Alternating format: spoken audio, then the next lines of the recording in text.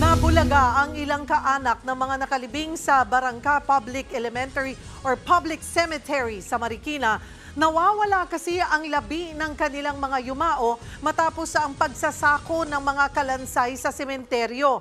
Nasa frontline ng balitang yan, si Laila Pangilinan. Naabutan naming mahaba ang pila sa admin office ng Barangka Public Cemetery sa Marikina ngayong Undas. Lahat sila hinahanap ang puntod ng mga namayapang kaanak. Si Christine gigil na gigil dahil iba na ang nakalibing sa puntod ng yumaong ama at tiyuhin. Kala ko naliligaw ako, kala ko wala talaga. Pagtingin ko yung lapida ng tatay ko nasa pinakagilid. Wala, basta galit na galit sobra. Bakit ganun yung ginawa nila? Hindi makatarungan. Si Jovi Palines, naabutang nahukay na ang kalansay ng kanyang lola noong Hulyo. Siningil siya ng 6,000 piso ng sepulturero pero 500 pesos lang ang naidown niya. Pinaniwala siya na aayusin ang sinirang puntod pero pagbalik niya ngayong araw, parang balat lang ng candy na ikinalat sa lupa ang lapida ng kanyang lola. Hindi na rin makita ang kalansay nito. Ginagawa nilang sindikatong mga hukay-hukay kasi wala siguro silang ibang pwestong mapwestan sa ibang bago. Ngayon pang ginagawa nila. Ang mga nawawalang labi, pinangangambahang kasama sa mga isinako at basta na lang itinambak sa sementeryo.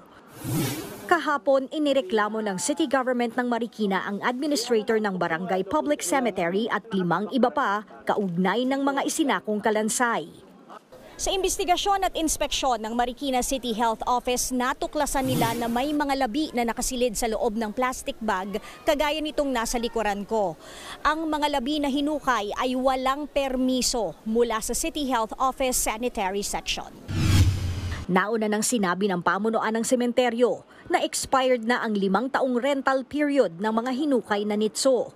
Pero duda ng Marikina LGU, ibinebenta ng mas mahal ang mga binakanting nitso. Dapat libre yung libre lang yung pagpapalibing pero nangyayari, kinakausap nila ng personal yung pagpapalibing at sinisingil nila ng 20,000 pesos. Tapos, nag-exhume sila ng mga labi ng mga patay. Nangako si Mayor Marcy Chodoro na mananagot ang mga sangkot. Sa ngayon, ang City Health Office ang nangangasiwa sa sementeryo. Inilista na ang mga reklamo at nangakong itatrack ang mga nawawalang labi. Nagbabalita mula sa Frontline, Laila Pangilinan, News 5. Mga kapatid, Cheryl Cosim po, huwag maging huli at maging una sa lahat sa balitaan. Para sa tuloy-tuloy na talakayang sa Frontline, mag-follow at mag-subscribe sa social media pages ng News 5.